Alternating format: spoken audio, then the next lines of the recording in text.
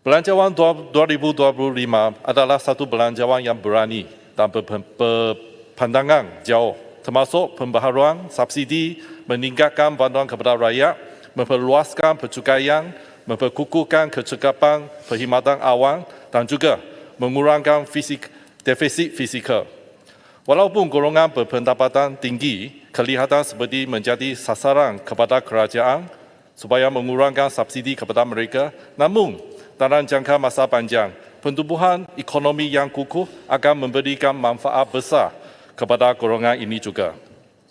Tuan Yang Dipertua, dalam pembenangan Belanjawan 2025, Perdana Menteri menyatakan bahawa golongan T15 akan dikategorikan sebagai golongan berpendapatan tinggi, supaya mereka dinafikan bantuan subsidi petrol dan bantuan subsidi pendidikan tinggi di IPTA dan juga subsidi dalam kesihatan awam.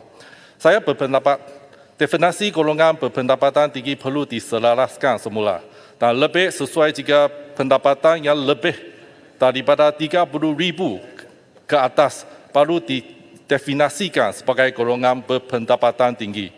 Ini kerana dalam keadaan inflasi sekarang, definisi golongan berpendapatan tinggi perlu mengambil kira harga barangan dan perkhidmatan semasa. Kalau tidak, kos bagi pendidikan tinggi di IPTS adalah amat tinggi. Dan juga kalau kos kesihatan sekarang juga sangat tinggi. Kalau pendapatan mereka kurang dari 30,000, ini akan menjadikan beban kepada golongan ini. Selain itu, saya berharap kerajaan dapat mempertimbangkan aspek sosioekonomi kawasan yang berbeza ketika melaksanakan gaji minimum RM1,070.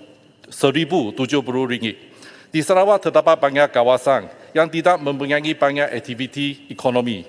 Pelaksanaan gaji minimum RM1,700 di kawasan tersebut mungkin akan meningkatkan kadar pengangguran kerana peniaga akan mengurangkan pengambilan pekerja bagi mengurangkan kos.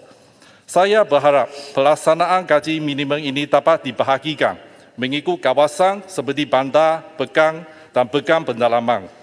Malaysia bukan sahaja mempunyai kepelbagaian dari segi gaun dan agama, tetapi juga kepelbagaian dari segi keadaan sosioekonomi yang berbeza di kawasan-kawasan tertentu. Saya mencadangkan bahawa agar kerajaan mengambil kira keadaan sosioekonomi kawasan apabila menaikkan gaji minimum secara beransur-ansur, supaya kesan dasar ini tidak berbeza mengikut keadaan kawasan.